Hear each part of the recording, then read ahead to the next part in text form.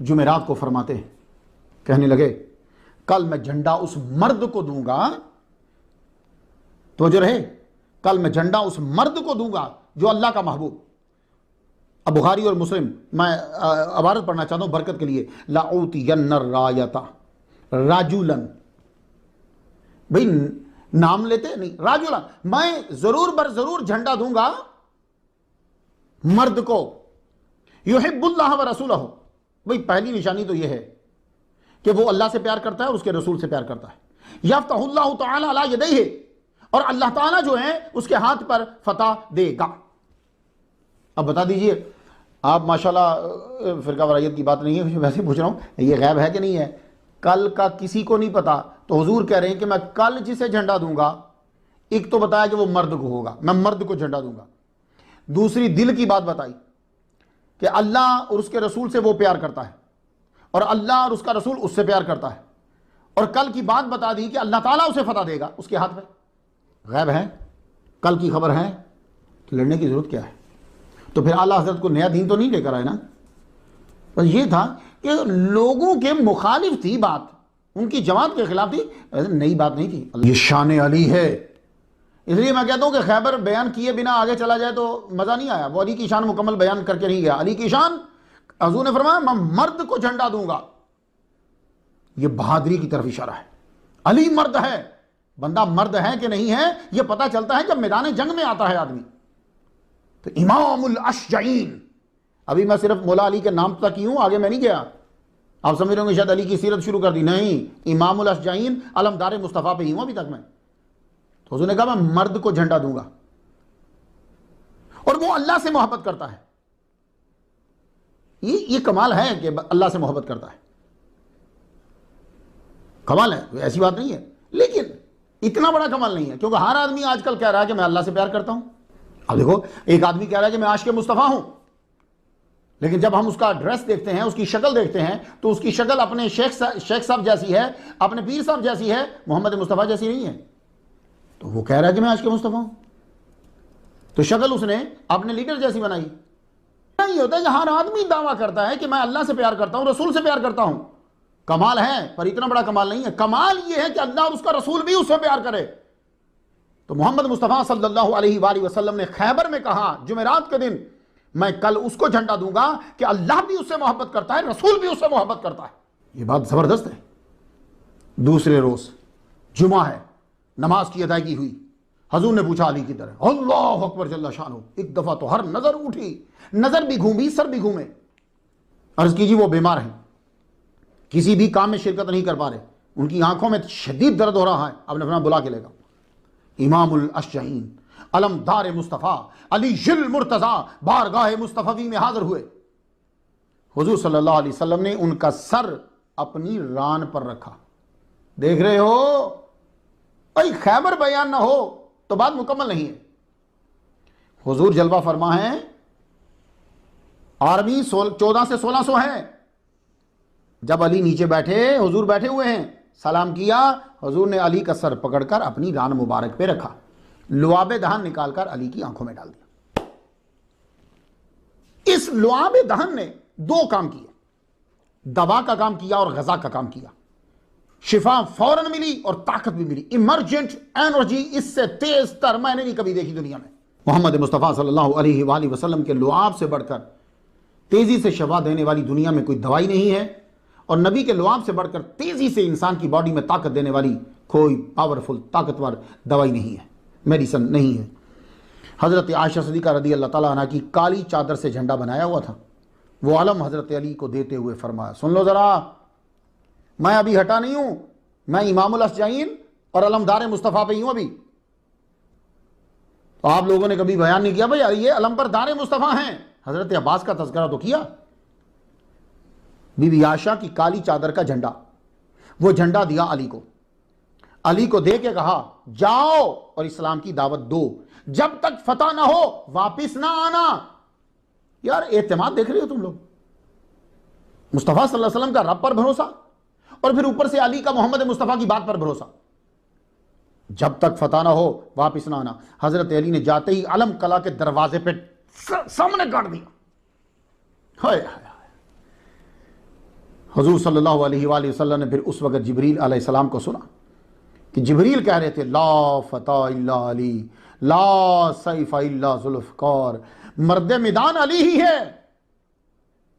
میں ترجمہ اس طرح کر رہا ہوں، لا فتح الا علی، مرد میدان علی ہی ہے اور کاٹ ذوالفقار حیدری کی ہی ہے۔ بس ایک آدمی نے جھانک کر دیکھا، جب آپ نے بھیا دیکھو نہیں ایک علم جا کر دروازے کے سامنے گاڑ دیا، اس نے جھانک کر دیکھا کون ہو؟ آپ نے فرمایا ما علی ابن ابی طالب۔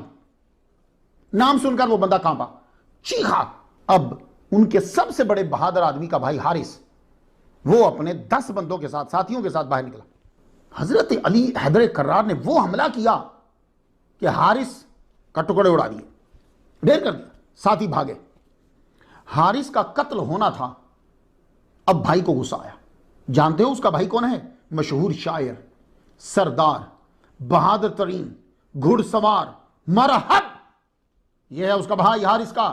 اب بھائی کٹ گیا ہے تو مرحب اب برابر میں آیا۔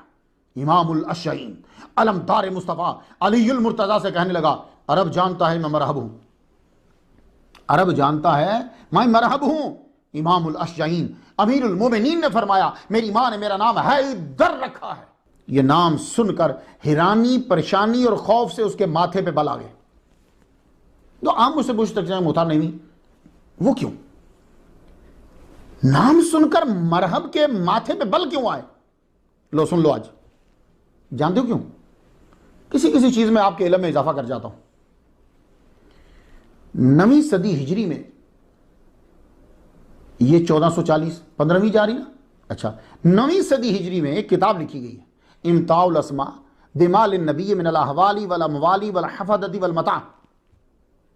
یہ علماء طلبہ جو ہیں ان کی لائبریری میں ہونی چاہیے کتاب۔ اس میں لکھا ہے کہ مرحب کی ماں کاہنہ تھی، اس نے کہا تھا اپنے بیٹے سے بیٹے سب سے لڑنا، کوئی تجھے گرا نہ پائے گا، مگر جس کا نام حیدر ہو اس سے کبھی نہ لڑنا، حیدر سے مت لڑنا۔ اس لیے حیدر سنتے ہی ماتھے پہ بل آ گئے۔ بچے ماں کی بات کب سنتے ہیں؟ مرحب اپنی ماں کی مان لیتا تو مرتا نا۔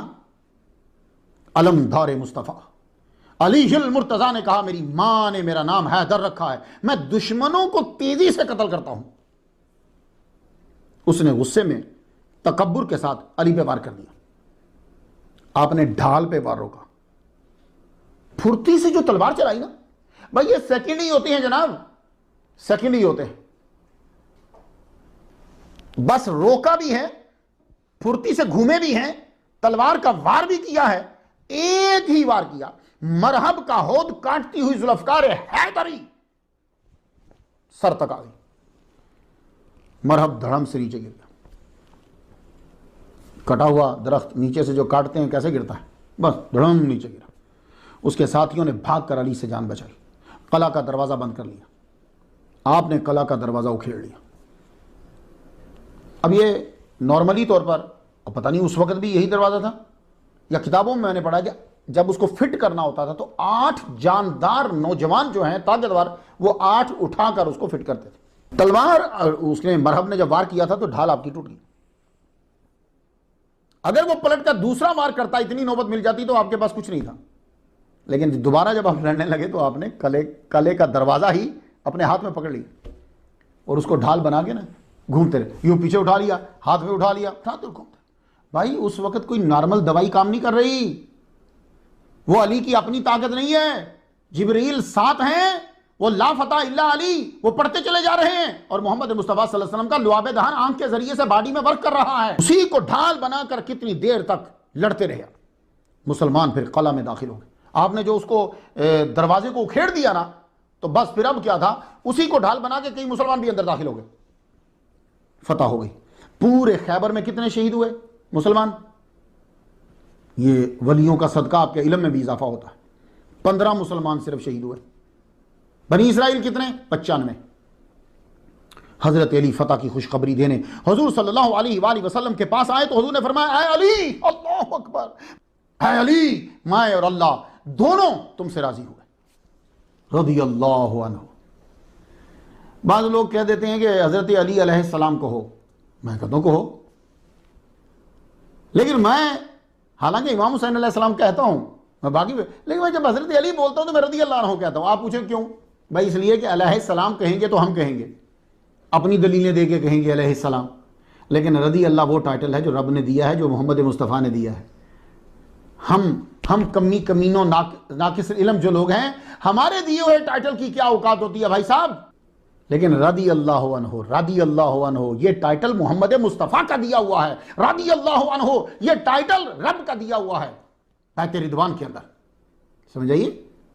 تو السلام علیکم تو ہم ایک دوسرے کو بھی کہتے رہتے ہیں بھائی صاحب, جی السلام علیکم کہتے ہیں نا, وعلیکم السلام کہتے ہیں. جو آپ کو کہتا ہے کہ جناب فلاں صاحب نے سلام بھیجا تو کیا جواب دیتے ہو؟ سلام علیکہ علیہ السلام. تو علیہ السلام تو آپ اپنے چاچا جی کو بھی کہہ رہے ہو, لیکن مولا علی کے لیے سب سے بڑا رتبہ, یہ یاد رکھنا, رضی اللہ عنہ ورضوا عنہ بہت بڑا ٹائٹل ہے. ہمارے دیے ہوئے ٹائٹل کے اتنے مقام نہیں ہوتے. سمجھ آ جائے تو ٹھیک ہے, ورنہ کوئی بات نہیں, چھوڑ دیجیے.